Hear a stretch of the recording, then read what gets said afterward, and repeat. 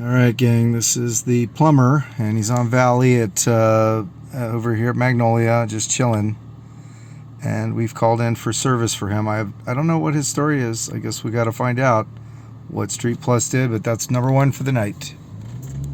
Hey gang, this is a new face. I don't recognize this person, but I think it's a woman. Yeah, it's a woman, and that's number two for the night. Okay, we're here at Arrow Liquor on Burbank Boulevard, and at 2517, it looks like 2517, we've still got Kerry here. I guess he's just not taking help. We've come out here several times asking him if he wants assistance, but he refuses. He used to live down in Magnolia Park, and he would sleep there in front of a place called Chance Vintage, but after the owner was not happy with that, we started offering him a place to sleep every night, and he declined. I'm not sure why he keeps saying no, but he's a pretty young guy.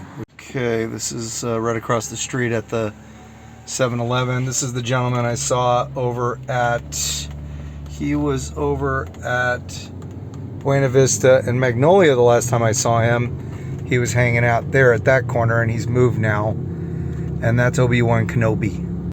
Alright, so we're going to take a quick look right here by BWP and check out if we still have a camper. Got an encampment down here the last time I was here. This is the derelict building that used to be the cold storage. That was a person right back there. Hang on a second. I missed him initially. I cannot tell who this is.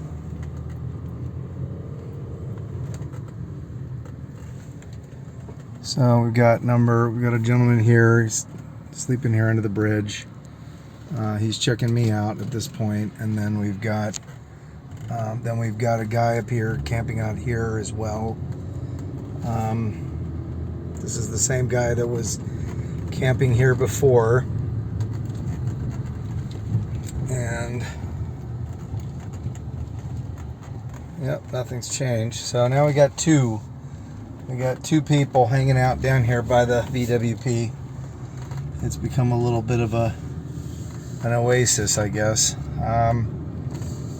Anyway, then we're gonna go see if this encampment here is still on the other side. Yes, the camp is still there.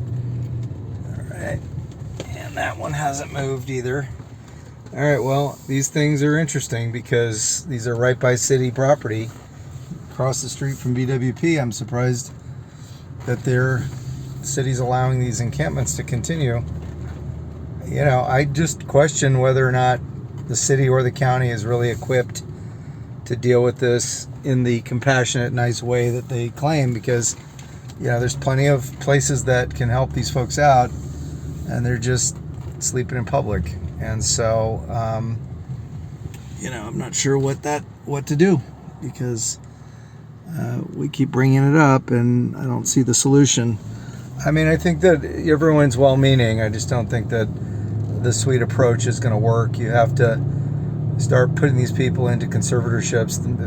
Most of the folks are going to be like Kerry, not Kerry Wyatt, who sleeps in his RV, but the majority of folks are going to be like Kerry, who's always drunk in public. And just everybody I've run into who has homelessness is got some kind of drug element or alcoholism or something in their background.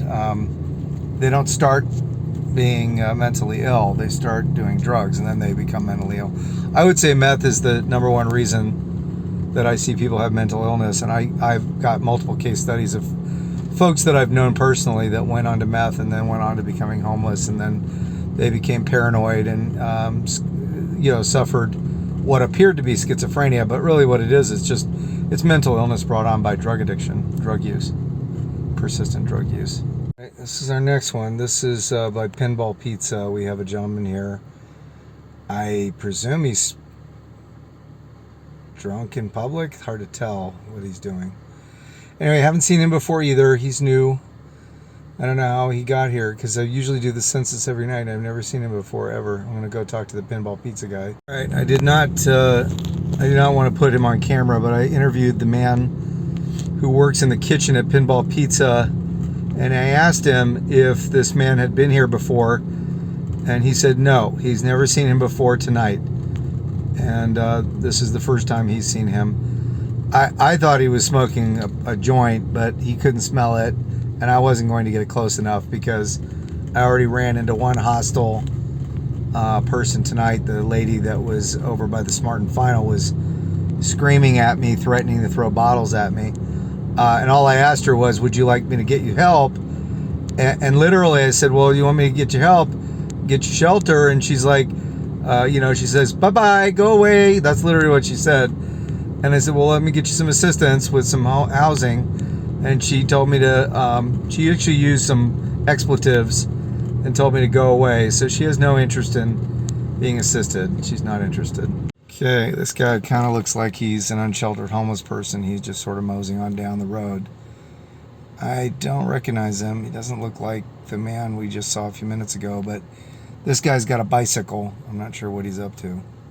I'm telling you, my thesis is that this is one of those scooters right here by Taco Bell, but my thesis is that these are the scooters. I've seen these scooters at the RV camp over at Cahuenga, and my thesis is that they are the way that homeless people get here. Plumber is still there. That's how people get here from the RV camp. I mean, why else would they have the scooters at the RV camp? Because they want to ride them into town. I've said this many times, that meth and heroin RV camp at the edge of town is just causing tons of crime in Burbank. Tons. Every time I see shopping carts, I always envision them to be the future homes of homeless people. There's 3 shopping carts here at the bus stop at Hollywood Way and Magnolia, and I will tell you that Rite Aid does not use these type of shopping carts. Rite Aid is not the source of the shopping carts. Rite Aid has a shopping cart system that are these little plastic, like short rolling carts that look nothing like a regular shopping cart. So it's just the people bring the carts over there, they dump them, and they sit for weeks. Okay, we have a sleeper in Whitnall Highway Park. I guess he saw me and now he's getting up and leaving, but I'm assuming he needs shelter, but he's just sleeping here in the park right now.